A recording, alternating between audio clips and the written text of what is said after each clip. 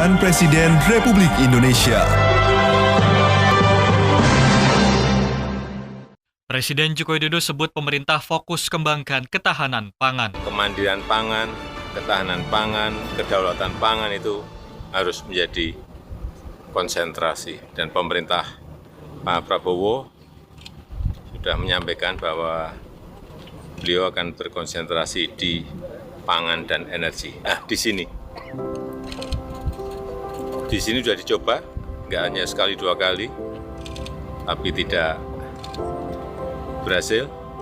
Tapi yang sekarang menurut saya, kalau tadi saya melihat mulai dari awal pembibitan dengan tissue culture, penanaman beberapa varietas, hasilnya juga kelihatan sudah dicek berapa ton.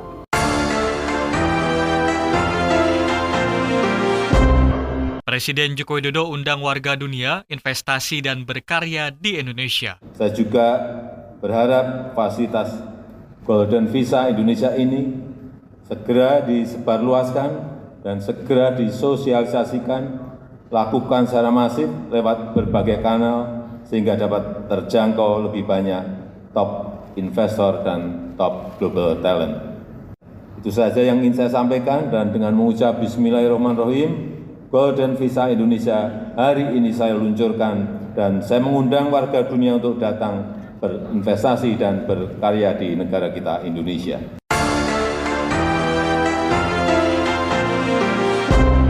Inilah catatan Presiden RI, serangkaian kegiatan Presiden Joko Widodo dalam menjalankan roda pemerintahan dan kenegaraan pada pekan ini. Bersama saya Hutama Budi, inilah catatan Presiden RI selengkapnya. Catatan Presiden Republik Indonesia.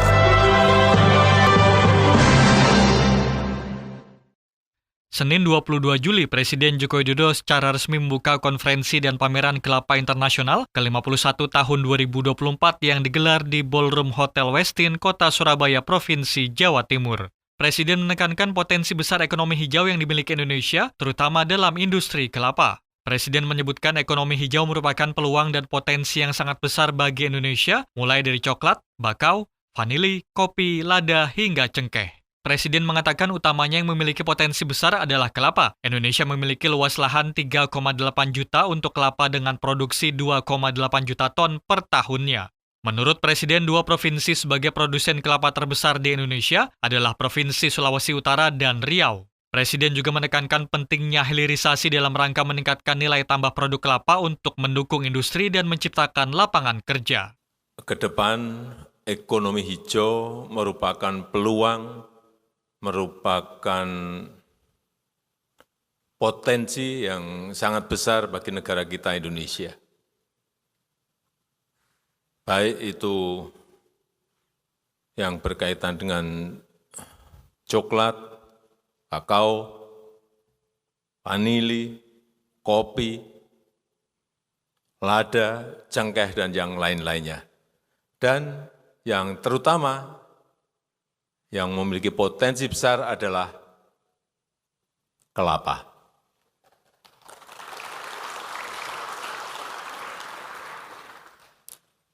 Kita memiliki luas lahan 3,8 juta untuk kelapa,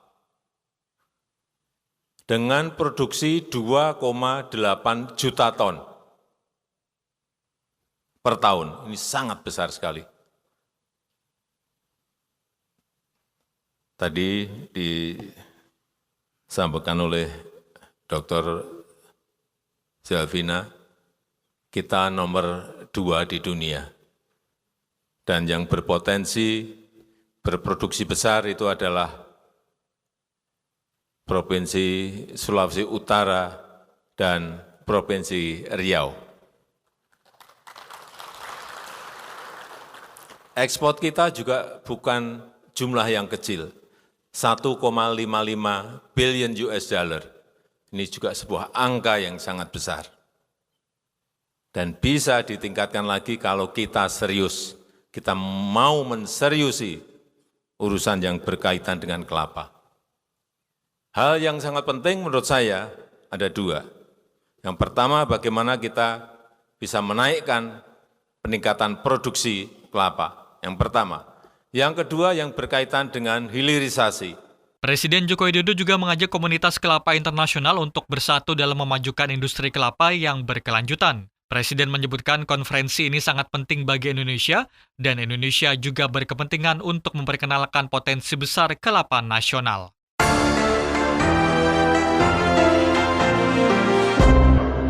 Selasa 23 Juli, Presiden Joko Widodo didampingi Ibu Negara Iriana Joko Widodo menghadiri puncak peringatan Hari Anak Nasional tahun 2024 yang digelar di Istora Papua Bangkit, Kabupaten Jayapura, Provinsi Papua. Presiden Joko Widodo menekankan pentingnya mempersiapkan masa depan anak-anak Indonesia dengan kecerdasan, wawasan, dan karakter yang kuat. Hal ini disampaikannya usai menghadiri puncak peringatan Hari Anak Nasional tahun 2024 yang digelar di Kabupaten Jayapura, Provinsi Papua.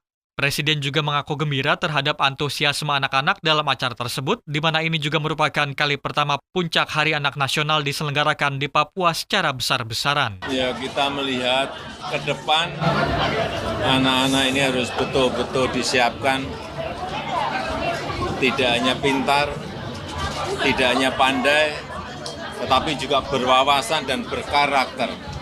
Saya kira anak-anak ke depan harus disiapkan kepintarannya, kepandaiannya, wawasannya, dan karakternya.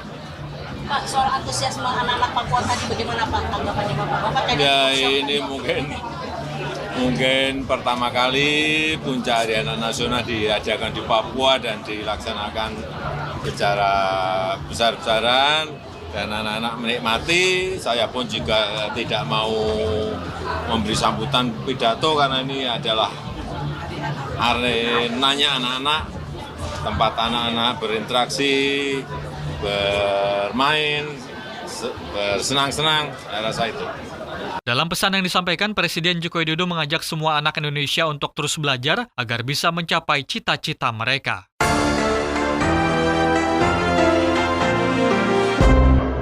Selasa 23 Juli, Presiden Joko Widodo didampingi Ibu Iriana melakukan kunjungan ke Posyandu Raja Wali III, Kompleks Geraha Nendali, Kabupaten Jayapura, Provinsi Papua. Kunjungan tersebut dilakukan untuk meninjau langsung kegiatan pemberian vaksin polio dalam rangka Pekan Imunisasi Nasional Polio. Presiden mengatakan bahwa telah memerintahkan Kementerian Kesehatan dan Dinas Kesehatan di masing-masing daerah untuk melaksanakan pemberian vaksin polio. Presiden menegaskan vaksin polio penting diberikan sebagai bagian dari upaya pemerintah untuk melindungi anak-anak Indonesia dari ancaman penyakit polio. Bahwa sekarang ini di seluruh dunia outbreak polio itu terjadi lagi. TBC juga naik. Sehingga kita ingin mendahului untuk daerah-daerah yang vaksin polionya masih rendah, Kementerian Kesehatan, Dinas Kesehatan dikerahkan semuanya agar semuanya sudah mendapatkan vaksin polio anak-anak kita, sehingga tidak terjadi lumpuh layu. Itu aja. Stunting Pak, bagaimana kan masih lambat pertumbuhannya Pak sampai saat ini. Nah itu stunting itu kita mulai dari 37% loh dulu 10 tahun yang lalu. Kemudian sekarang sudah 21, turunnya juga drastis banget. Tapi dari 21 menuju ke 14 ini memang tidak secepat yang sebelumnya. Karena memang stunting itu kan bukan hanya menyangkut tambahan makanan bergizi, tapi juga sanitasi, lingkungan tempat tinggal, rumah, air bersih, semuanya harus terkonsolidasi dengan baik. Itu yang terus kita lakukan. Sementara terkait stunting, Presiden menegaskan bahwa pemerintah terus melakukan berbagai upaya untuk menurunkan angka prevalensi stunting di tanah air. Presiden menyebutkan bahwa banyak faktor yang mempengaruhi angka penurunan stunting.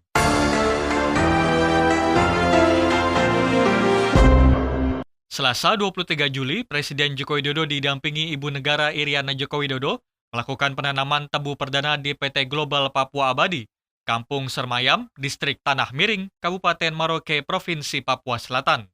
Kepala negara mengatakan bahwa kegiatan ini merupakan langkah strategis dalam menjawab krisis pangan global yang dipicu oleh perubahan iklim yang ekstrim. Presiden juga menegaskan komitmen pemerintah untuk mendukung inisiatif-inisiatif yang berkelanjutan dalam bidang pertanian dan lingkungan. Sementara itu, tidak hanya pemerintahan saat ini, pemerintah Presiden terpilih Prabowo Subianto juga akan fokus di bidang pangan dan energi. Kemandirian pangan, ketahanan pangan, kedaulatan pangan itu harus menjadi konsentrasi. Dan pemerintah Pak Prabowo sudah menyampaikan bahwa beliau akan berkonsentrasi di pangan dan energi. Nah, di sini sudah dicoba, nggak hanya sekali dua kali, tapi tidak berhasil. Tapi yang sekarang menurut saya, kalau tadi saya melihat mulai dari awal pembibitan dengan tissue culture, penanaman beberapa varietas, hasilnya juga kelihatan. Presiden Joko Widodo menyambut positif niat baik perusahaan dalam mengawali upaya merawat lingkungan secara berkelanjutan. Salah satunya adalah dengan membuat persemaian yang memproduksi bibit maupun tanaman endemik Papua untuk merehabilitasi hutan-hutan yang ada.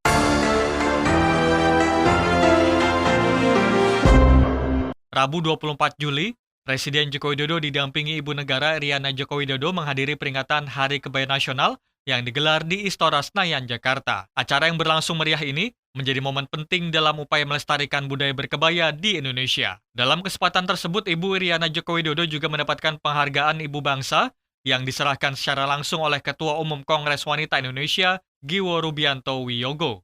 Sementara itu di hari yang sama, Rabu siang 24 Juli 2024, Presiden Joko Widodo takziah ke rumah duka almarhum Hamzahas yang merupakan Wakil Presiden ke-9 RI. Presiden Joko Widodo menyampaikan duka cita mendalam atas wafatnya Hamzahas, Wakil Presiden ke-9 RI, periode 2001-2004, yang meninggal dunia pada usia 84 tahun. Presiden Joko Widodo mengenang almarhum sebagai seorang negarawan yang telah memberikan pengabdian yang besar bagi bangsa dan negara. Presiden menyebutkan pengabdian itu tidak hanya selama masa jabatannya sebagai wakil presiden, tapi juga melalui berbagai peran penting lainnya yang telah almarhum jalankan selama hidupnya.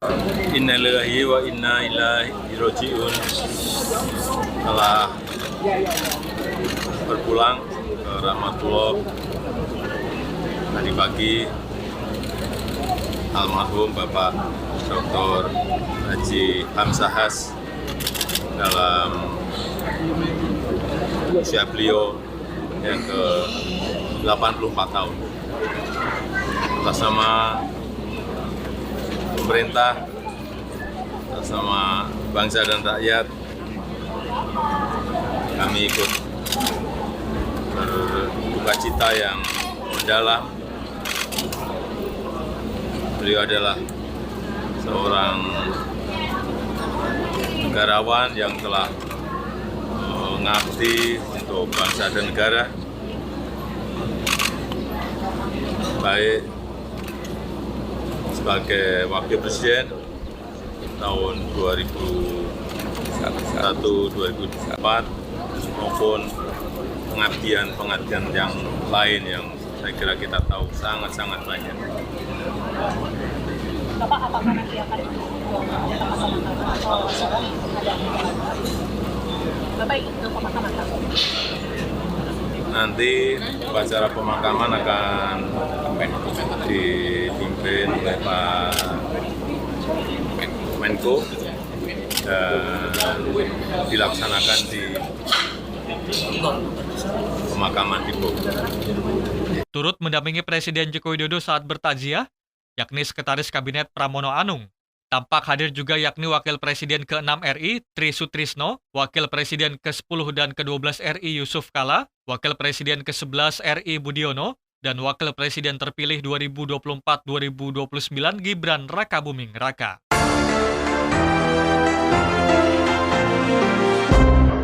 Kamis 25 Juli, Presiden Joko Widodo secara resmi membuka sidang kedua Indonesia Pacific Parliamentary Partnership 2024 yang digelar di Hotel Fairmont, Jakarta. Dalam sambutannya, Kepala Negara menyampaikan apresiasi terhadap kemitraan Parlemen Indonesia Pasifik. Presiden juga menekankan pentingnya inisiatif strategis dalam memperkuat hubungan dan kerjasama di kawasan Pasifik. Menurut Presiden, kemitraan parlemen sangat krusial dalam menghadapi tantangan global yang sedang dihadapi saat ini. Presiden turut menyoroti 3 sektor penting yang perlu penanganan segera melalui kerjasama parlemen. Sektor pertama terkait perubahan iklim, sektor kedua terkait ekonomi biru yang merupakan potensi besar kawasan Pasifik. Sektor ketiga terkait pengembangan SDM, di mana Presiden menegaskan pentingnya pendidikan dan pelatihan yang inklusif, termasuk bagi perempuan dan pemuda untuk meningkatkan produktivitas dan inovasi. Presiden menyebutkan bahwa penyusunan regulasi dari parlemen diperlukan untuk mendorong kerjasama people to people, serta berbagi pengalaman dan pengetahuan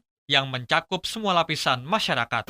Ada 3 sektor penting yang saat ini butuh penanganan bersama dan segera. Yang pertama, terkait perubahan iklim. PBB memperkirakan kenaikan permukaan air laut hingga 1 meter sampai 2100. Ini merupakan ancaman besar bagi kawasan kita, sehingga diperlukan penguatan advokasi parlemen untuk memitigasi hal ini dengan adaptasi kebijakan serta peningkatan kerjasama infrastruktur dan lingkungan.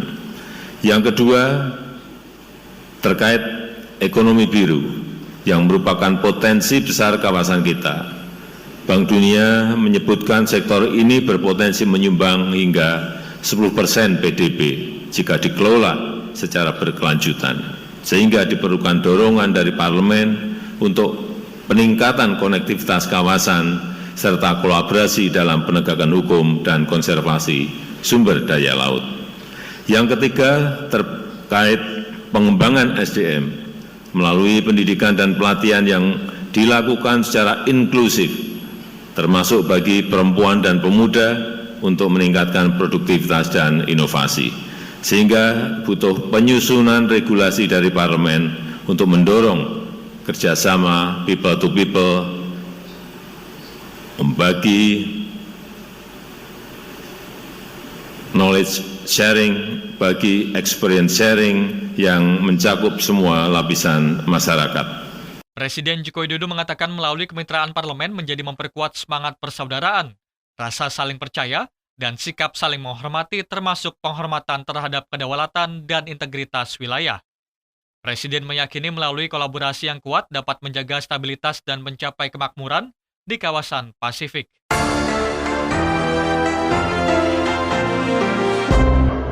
Kamis 25 Juli, Presiden Joko Widodo secara resmi meluncurkan fasilitas Golden Visa Indonesia di Hotel Ritz-Carlton, Jakarta. Melalui fasilitas tersebut, Kepala Negara mengundang warga dunia untuk berinvestasi dan berkarya di tanah air. Presiden Jokowi menyampaikan optimisme terhadap potensi besar Indonesia sebagai tujuan investasi global.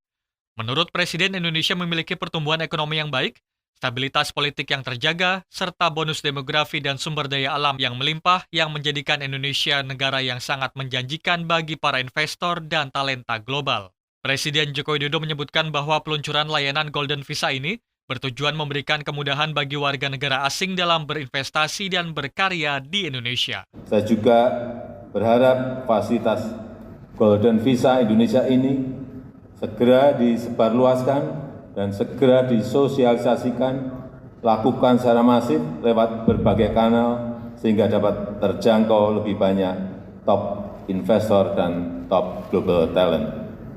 Itu saja yang ingin saya sampaikan, dan dengan mengucap Bismillahirrahmanirrahim, Golden Visa Indonesia hari ini saya luncurkan, dan saya mengundang warga dunia untuk datang berinvestasi dan berkarya di negara kita Indonesia. Presiden turut menekankan pentingnya sosialisasi fasilitas Golden Visa Indonesia secara masif agar dapat menjangkau lebih banyak investor dan talenta global. Presiden juga berpesan kepada para duta besar negara sahabat untuk dapat menyampaikan informasi ini kepada masyarakat di negara masing-masing.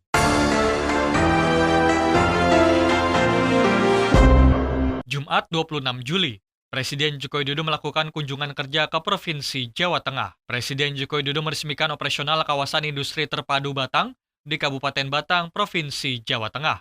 Dalam sambutannya, Presiden Joko Widodo menekankan pentingnya pengembangan infrastruktur industri di Indonesia, khususnya di tengah persaingan global yang makin ketat. Presiden menyebutkan para investor melihat Indonesia memiliki banyak peluang, mulai dari pertumbuhan ekonomi yang baik, nilai inflasi rendah, serta stabilitas ekonomi dan politik yang baik. Oleh karena itu, pemerintah harus mengambil dan melaksanakan keputusan dengan cepat agar peluang tersebut tidak hilang. Presiden juga menekankan pentingnya pembangunan kawasan industri terpadu Batang tidak hanya akan menciptakan lapangan kerja baru bagi masyarakat lokal, tapi juga akan meningkatkan daya saing ekonomi Indonesia di tingkat global. Kita harapkan nanti tidak hanya yang di sebelah utara jalan tol yang 800 hektar, tetapi juga yang di sebelah selatan yang totalnya nanti akan menjadi 4.300 hektar. Yang paling penting, ini akan membuka lapangan kerja yang seluas-luasnya bagi masyarakat kita Indonesia, khususnya masyarakat di Jawa Tengah. Kurang lebih 250.000 karyawan tenaga kerja yang akan bisa bekerja di sini dengan sesuatu yang sangat baik dan juga tentu saja bagus untuk growth ekonomi Provinsi Jawa Tengah. Turut mendampingi Presiden dalam peresmian tersebut, yakni Menteri Koordinator Bidang Kemaritiman dan Investasi Luhut Binsar Panjaitan, Menteri Perindustrian Agus Gumiwang Kartasasmita, Menteri Investasi Kepala BKPM Bahlil Lahadalia, Wamen Investasi Yulio Tanjung, Wamen BUMN Kartika Wiryo Atmojo, PJ Gubernur Jawa Tengah Nana Sujana, dan PJ Bupati Batang Lani Dwi Rejeki.